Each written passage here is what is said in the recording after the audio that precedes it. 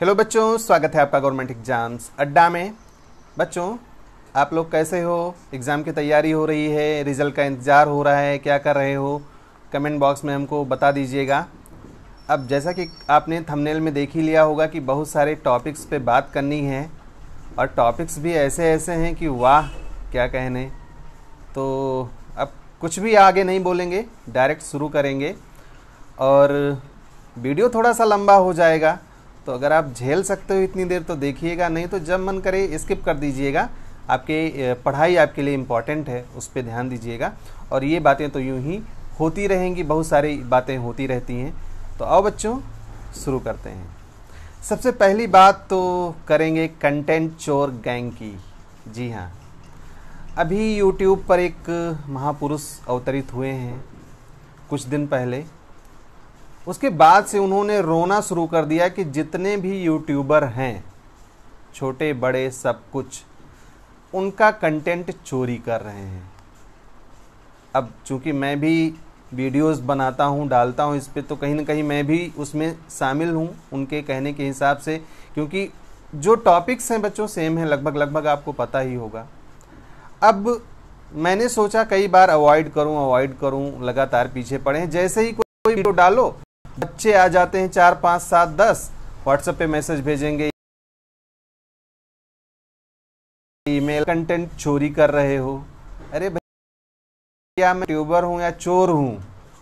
अरे बहुत सारे लोग हैं, क्यों आप किसी के पीछे पड़े हो? और जो जिस चीज को तुम कंटेंट कह रहे हो ना बेटा, वो कंटेंट है ही नहीं। कंटेंट का मतलब होता है मेरा खुद का यूनिक कोई चीज़। मैं कोई कविता लिखूं, मैं कोई कहानी लिखूं, मैं कोई मूवी बनाऊं, गाना बनाऊं, वो मेरा कंटेंट होता है। अब सीबीएसई ने एक नोटिस निकाली कि भैया एग्ज़ाम इस दिन होना है। अब मैंने उस पर वीडियो बनाया। अब इसके बाद में जो लोग वीडियो बनाएंगे वो मेरा चोरी कर रहे हैं। अरे हद है। बेवकूफ़ी की एक सीमा होती है, उसको क्रॉस मत करिए बच्चों। और ऐसा कुछ नहीं है, सभी लोग आपकी भलाई के लिए यहाँ पे हैं। देखो, सूचनाएं अलग अलग स्रोतों से मिलती हैं और लोग उनको आप तक पहुँचाते हैं। चोरी कौन कर रहा है, डकैती कौन डाल रहा है, ये सारी चीज़ें सिंपैथी लेने के लिए होती हैं कि बच्चों देखो, मैं ही सर्वश्रेष्ठ हूँ, जो काम करता हूँ मैं पायनियर हूँ, मैं शुरू करता हूँ उस चीज़ को, बाकी लोग मुझे फॉलो करते हैं। तो अगर आप इतने महान हैं तो फिर पीछे मुड़ करके देखने की ज़रूरत नहीं है बच्चों से। खैर, इस बारे में अब ज़्यादा बात नहीं करेंगे। अगर आपको लगता है बच्चों, या आपके सर को लगता है कि कंटेंट चोरी हो रहा है, तो बहुत सिंपल सी बात है कि यूट्यूब पे ऑप्शन है कंटेंट कॉपीराइट क्लेम कर दीजिए। कॉपीराइट क्लेम आएगा, लोग वैसे आपका कंटेंट कॉपी करना बंद कर देंगे। क्या रोज़ रोज़ तानसेन वाला राग अलाप रहे हो? चलो खैर, इस टॉपिक को छोड़ते हैं। बच्चे पूछते हैं सर किस किस सब्जेक्ट की कॉपी चेक हो गई। अब बच्चों मैं बताऊं कॉपी कैसे चेक होती है। कॉपी एक सेंटर पे पहुंची और वहां से डिस्ट्रीब्यूट कर दी गई। जितने सब्जेक्ट की कॉपी पहुंची उतने सब्जेक्ट टीचर के घर पे भेज दी गई। तो अब जहां पे कॉपियाँ कम पहुंची वहां पे वो सब्जेक्ट चेक हो गया। मान लेते हैं मैं लखनऊ की बात करूं या मैं इलाहाबाद की बात करूं, तो हो सकता है यहाँ पे फिजिक्स की कॉपी चेक हो गई हो, गाजियाबाद में ना चेक हुई हो, बनारस में ना चेक हुई हो, या दिल्ली में ना चेक हुई हो। तो ये अलग अलग है बच्चों। एक जगह पे जो कॉपी चेक हो गई है, ज़रूरी नहीं वहाँ पे चेक ही हो गई हो, क्योंकि अगर वहाँ पे संख्या ज़्यादा होगी तो टाइम लगेगा। तो ये किसी के बरगलाने में मत है कि कौन से सब्जेक्ट की कॉपी चेक हो गई है। अगर यहाँ चेक भी हो गई है तो ज़रूरी नहीं कि आपकी कॉपी हो। तो कॉपी चेकिंग लगभग ऑलमोस्ट सभी विषयों का हो रहा है जितना एग्ज़ाम हुआ था। और हमारे यहाँ जिस चीज़ की कॉपी चेक हो गई है, ज़रूरी नहीं कि वो सब जगह चेक हो गई हो। सभी विषयों की कॉपी एक सेंटर पे एक साथ में चेक हो रही है, अलग अलग शिक्षकों के द्वारा। तो और भी बच्चे पूछ रहे हैं कि सर मैंने इतने नंबर का किया है तो मैं पास हो जाऊंगा। देखो, मैं क्लियरली एक वीडियो में मैंने बताया हुआ, लेकिन यहाँ भी एक बार साफ कर देता हूँ बच्चों। अगर 4-5 नंबर का डिफरेंस आ रहा है, जितने नंबर आपको मिले हैं उसमें, तो फिर उम्मीद है कि आप पास हो सकते हो। लेकिन आप उस इवैल्यूएटर, उस एग्जामिनर की कृपा दृष्टि पर निर्भर हो जो कॉपी चेक कर रहा है। मन करेगा तो पास करेगा, अगर आपसे थोड़ा भी बहुत प्रभावित है, आपके प्रति दया है तो पास करेगा, नहीं तो कोई बंधन नहीं है पास करने का। क्योंकि ऐसा इसलिए भी कह सकते हैं आप या मैंने जो देखा है कि बच्चों का 2-2 नंबर से कंपार्टमेंट आया है। तो अब अगर आप 2 नंबर से बच्चे फेल हो रहे होते तो जाहिर सी बात है उनका 2 नंबर से अगर उनको मिल जाता ऐसे आसानी से नंबर, तो 2 नंबर से तो कंपार्टमेंट नहीं आता ना। तो सिंपली इस चक्कर में मत पड़ो कि अब देखो बच्चों, जितना आपने अटेम्प्ट किया है, अगर कुछ भी सही निकल आया, आपने गलती से कुछ लिखा और सही निकल आया, तो स्टेप मार्किंग की वजह से उस पर आपको कुछ नंबर मिल जाएंगे। तो अगर आप बार बार कमेंट में पूछते हो कि सर इतना हमने किया है, कितना नंबर मिल पाएगा, तो बच्चों किसी के भी बस की बात नहीं कि कोई बता पाएगा। हम एक अनुमान लगा सकते हैं कि आप कितना नंबर पा जाओगे।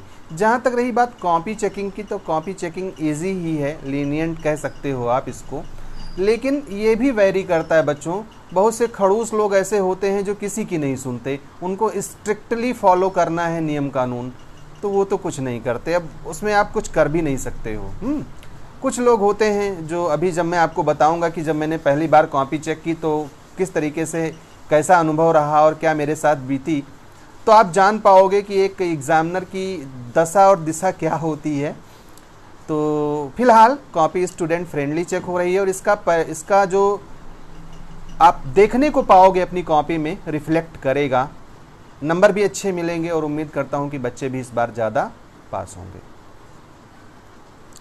रिजल्ट डेट पे हमने पिछली बार वीडियो बनाया और कमाल का काम देखिए, हमने एक बार तो बोला कि ये रिज़ल्ट 3 और 5 अगस्त को आने की संभावना है, और बाद में फिर हमने जून बोल दिया। और ये मानो स्वभाव है बच्चों, गलती हो जाती है। हमने फिर आपसे कमेंट में कहा भी, आप लोगों ने उसको ध्यान भी रखा। खैर, जो रिज़ल्ट डेट है, मैं सीबीएसई की अगर बात करूं तो 3 और 5 जून प्रस्तावित है, जहां तक मुझे सूचना मिली है। बच्चों ये सूचना गलत भी हो सकती है, लेकिन सही होने की संभावना ज़्यादा है, क्योंकि परिस्थितियां अगर अनुकूल रहीं तो अगस्त के पहले वीक में आपका रिज़ल्ट आ जाएगा। इंटरमीडिएट का रिज़ल्ट पहले आएगा, हाई स्कूल का रिज़ल्ट बाद में आएगा।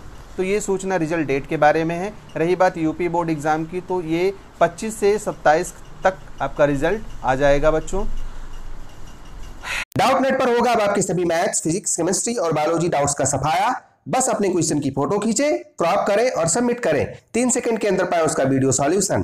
क्लास 6 से क्लास 12 एवं नीट, आईआईटी, जेई मेंस और एडवांस लेवल तक आज ही डाउनलोड करें doubt net app, link video description में। डाउट हो तो डाउट नेट करो। मॉडरेशन पॉलिसी पे बहुत हो हल्ला हो रहा है। लोगों ने इतना वीडियो बना दिया कि बच्चे कंफ्यूज हो गए। बच्चे कहते हैं सर 15 नंबर का क्वेश्चन अटेम्प्ट किया है, मॉडरेशन से कितना नंबर बढ़ जाएगा। अब बच्चों देखो, जब आप ज़्यादा वीडियो देखोगे तो कंफ्यूजन तो ज़्यादा क्रिएट होगी ही।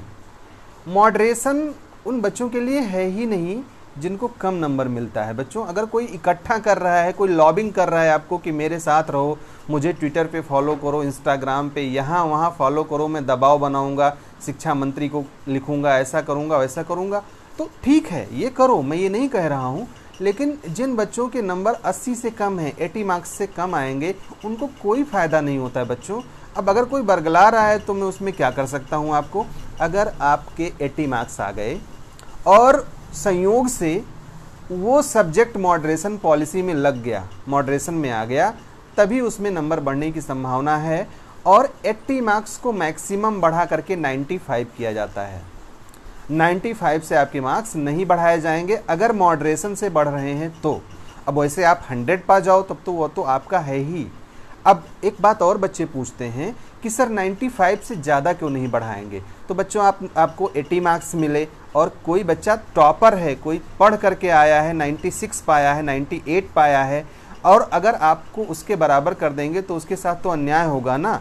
तो जो टॉपर बच्चे होते हैं वो नॉर्मली 95 प्लस पाते हैं, तो उनके साथ में अन्याय ना हो, मतलब आपको बढ़ाया जाए लेकिन टॉपर्स के बराबर ना खड़ा किया जाए, ये मॉडरेशन पॉलिसी में ध्यान रखा जाता है। तो सभी कमज़ोर बच्चों को इसका कोई फ़ायदा नहीं होने वाला है। जो बच्चे कमज़ोर हैं उनको ग्रेस मार्क्स जो हैं, कृपांक जिसको हम बोलते हैं, उसी का फ़ायदा होना है। बच्चों कितना नंबर मिलेगा ये भी फिक्स नहीं है, ये टीचर टू टीचर वेरी करता है। अब जब अभी मैं थोड़ी देर में बात करूंगा मेरी पहली कॉपी चेकिंग के बारे में, तो आपको और थोड़ा क्लियर होगा इसके बारे में। तो बच्चों ग्रेस मार्क्स लगभग हर इवैल्यूएटर देना चाहता है अगर आप उस रेंज तक पहुंच गए मान लिया 23 पासिंग मार्क है और आप 19 तक पहुंच गए, 18 तक पहुंच गए, तो उसके मन में आता है लाओ चलो ठीक है पास कर देते हैं। और ये वेरी करता है उसके मूड पे, उस कंडीशन पे या उस आदमी पे। तो ये कोई फिक्स नहीं कि आपको मिला है तो सबको मिलेगा ही। तो इसके लिए परेशान मत होइए, जितना है अब आपने जितना किया है बच्चों उतना रहना है, उस सच्चाई को स्वीकार कर लो। और अगर कम हुआ है तो तैयारी शुरू कर दो अपने कंपार्टमेंट की। कितने मिलेंगे ग्रेस मार्क्स, बच्चे बार बार पूछते हैं। बच्चों मुझे जहाँ तक जानकारी है वो यही है कि 5 नंबर अधिकतम मिलते हैं। और वो 5 नंबर जरूरी नहीं कि 5 मिले ही, आपको पास करने के लिए होता है ग्रेस मार्क्स। तो अगर 3 नंबर पे पास हो रहे हो तो 3 ही नंबर मिलेगा आपको। तो बस यही सूचना हमारे पास में है। अब आओ हम ये भी बात कर लेते हैं कि मॉडरेशन पॉलिसी, मेरी पहली कॉपी चेकिंग कैसी थी, मेरा अनुभव क्या रहा। तो अगर मन करेगा तो वीडियो आगे देखिएगा, नहीं तो कोई आपके काम की चीज़ नहीं है। बच्चों बात है 2016 की। 2016 में मैं इलाहाबाद में था और प्रयागराज में मैं बहुत दिन तक रहा हूँ, मेरी कर्म भूमि रही है। अभी तो फ़िलहाल मैं वहाँ पे नहीं हूँ। फर्स्ट टाइम मैं किसी स्कूल में पढ़ा रहा था, उसके पहले मेरी खुद की कोचिंग थी और उस टाइम पर भी कोचिंग थी मेरी। तो मैं उस स्कूल में पढ़ा रहा था, स्कूल वालों ने मेरा नाम डाल दिया और मुझे कॉपी चेकिंग का मौका मिला। बच्चों बोर्ड में बता देता हूँ, बोर्ड था ISC बोर्ड, जो इंग्लिश मीडियम टोटली है बोर्ड। उसमें कॉपी चेकिंग का मौका मिला। इतने स्ट्रिक्ट नॉर्म्स होते हैं, मतलब इतने कड़े नियम होते हैं कॉपी चेकिंग के कि अगर आपको एक कॉपी चेक करने को दे दिया जाए और उन सारे नियमों को बता दिया जाए, पहली कॉपी आपको चेक करने में 1 घंटे लग जाएंगे। बहरहाल वो सारी बातें नहीं करूँगा मैं कि नियम क्या थे, कानून क्या थे। जब बच्चों मैंने पहली कॉपी चेक की, पहली ही कॉपी में बच्चा फेल हो गया। बड़े आश्चर्य की बात थी, बड़ा अजीब सा लग रहा था मन में कि मैं पहली ही कॉपी चेक कर रहा हूँ, पहली कॉपी में बच्चा फेल हो गया। बड़ा कष्ट हो रहा था, गिल्ट महसूस हो रहा था। लेकिन बच्चे ने लिखा ही नहीं था, क्वेश्चन भी अटेम्प्ट नहीं किए थे और जितना अधिकतम संभव था उतना मैंने नंबर दिया। अब बगल में एक परीक्षक बैठे थे, थोड़ा उम्रदराज थे, क्रिश्चियन थे। हमने उनसे बात शेयर की कि sir I am feeling guilt, I have check my first copy of my life and the student has got fail.